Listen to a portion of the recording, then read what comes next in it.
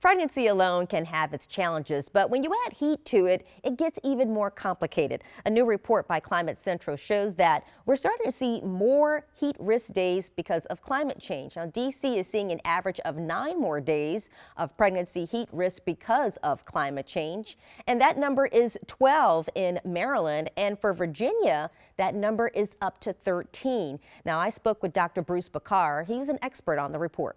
One of the features, unfortunately, of climate change is we have a lot more humidity, which makes the heat feel even worse and actually carries a greater health risk.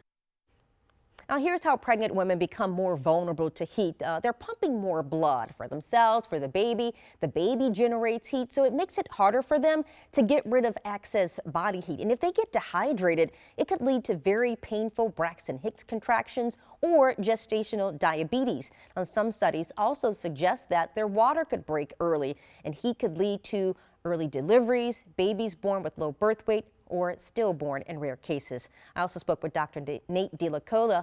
He says drastic changes are harder to adapt to when you're pregnant. So most adults have roughly 5 liters of blood, in general.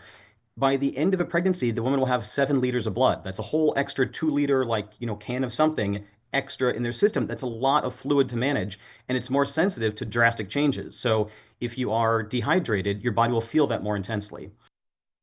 Now, for pregnant women to stay safe, doctors say stay cool and hydrated and try to spend less time outdoors when the heat is extreme like what we'll be seeing.